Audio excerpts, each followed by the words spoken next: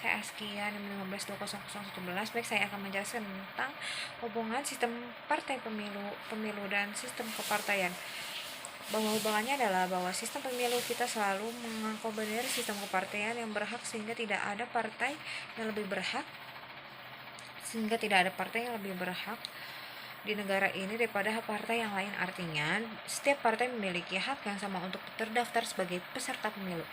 Selanjutnya, hubungan antara sistem pemilu dan sistem pemerintahan adalah agar hasil pilihan rakyat melalui pemilu dapat turut mengawasi jalannya roda pemerintahan dengan baik, atau yang dimaksud dengan good governance, di mana pemerintahan tidak menjalankan tugasnya semena-mena tanpa ada pengawasan dari para wakil rakyat yang telah dipilih melalui pemilu. Antara sistem politik dan sistem pemerintahan adalah bahwa seluruh partai dan wakil-wakil rakyat turut serta dalam mengatur pemerintahan. Artinya bukan hanya satu atau dua partai saja yang diakui negara untuk mengatur pemerintahan, tetapi semua partai yang mendapatkan kursi di legislatif berhak dan turut serta dalam mengawasi jalannya pemerintahan.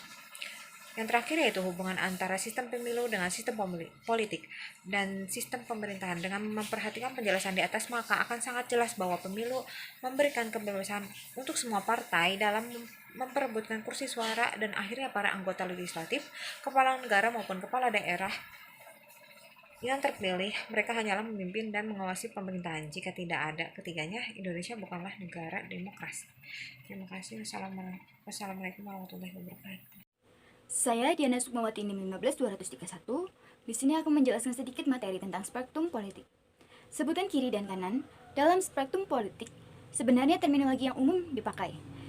Sekalipun pemaknaannya kiri berkembang dan menjadi makin luas. Kalau dulu kiri dan kanan ini berangkat dari gerakan partai politik di Prancis, di mana kiri kerap diartikan sebagai the party of movement, alias kelompok yang menginginkan perubahan atau the liberal. Sedangkan kanan diartikan sebagai the party of order, alias kelompok yang menginginkan status quo atau mempertahankan kondisi yang sudah ada. Di Indonesia, konteks pragmatisme itu cukup terasa. Kebanyakan parpol kita cenderung ada di tengah, menyerempet sedikit ke kanan. Hal ini bisa kita lihat dari hasil studi Diego Fossati, Edward Aspinall, Burhanuddin Muhtadi, dan Yves Warburton.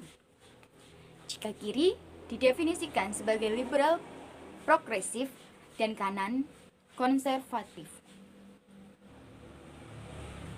Dari skala 1 sampai 10 yang telah dinyatakan oleh kader-kader partai tersebut, partai politik yang diikuti telah menunjukkan bahwasanya tidak ada perbedaan yang mencolok antara partai satu dengan partai lainnya mengenai spektrum arah haluan partai politik. Hal seperti ini disebabkan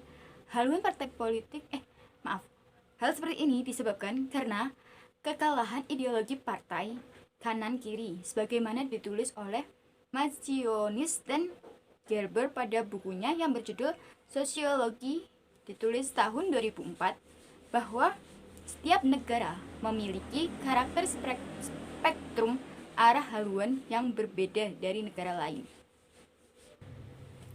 Jika melihat hasil dari diagram di atas, bahwasanya partai politik di Indonesia lebih cenderung mengarah pada arah spektrum haluan kanan, alih-alih agak ke kiri sedikit, yang berarti bahwasanya basis agama dalam spektrum partai politik di Indonesia masih cenderung kuat. Meskipun basisnya nasionalis, tetapi nilai-nilai keagamaannya tetaplah ada. Mengingat mayoritas masyarakat yang ada di Indonesia memeluk agama Islam, dan ini menjadi alasan besar untuk merebut suara di setiap kontestasi politik elektoral. Ini menjadi alasan besar kenapa spektrum partai politik di Indonesia tidak berani menyatakan ekstrim ke kanan dan lebih menyatakan agak sedikit ke kiri. Di sisi lain, penggunaan diksi kiri masih terbilang negatif di Indonesia karena sejarah kelam dari Partai Komunis Indonesia yang berhasil meninggalkan trauma buruk kepada masyarakat Indonesia dan akhirnya spektrum haluan partai politik di Indonesia tidak terlalu ekstrem ke kanan. Kekalahan ideologi partai politik kanan kiri juga menghasilkan sebuah ideologi baru. Ketakutan kader partai politik dan masyarakat mengenai sebuah paham ekstrim yang ditetapkan partai politik bisa menjadikan alasan utama mengapa partai politik di Indonesia tidak memiliki ideologi yang ekstrim.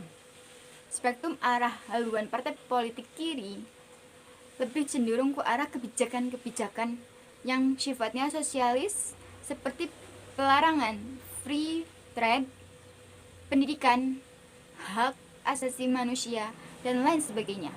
Sedangkan partai politik yang memiliki spektrum arah haluan ke kanan menawarkan solusi profetikisme. Sekarang sudah terbukti bahwa partai yang memiliki paham ekstrim tidak laku di Indonesia. Di negara Indonesia sendiri, konteks pragmatisme sangat dikenal. Kebanyakan partai politik di Indonesia cenderung berada di tengah, ya mepet-mepet dikit ke kanan lah. Hal ini bisa dilihat dari studi Diego Vasavi, Edward Aspinall, Burhanuddin Muhtadi, F. Warburton. Dalam posisi kiri diisi oleh liberal progresif dan dalam posisi kanan diisi oleh konservatif. Kemudian berdasarkan grafik ini, partai politik kita berada di tengah dan cenderung ke kanan.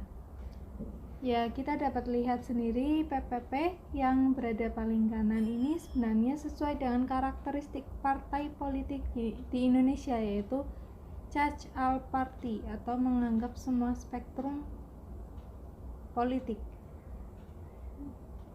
Yang contohnya yaitu adanya partai nasionalis yang mempunyai sayap agamis di dalamnya.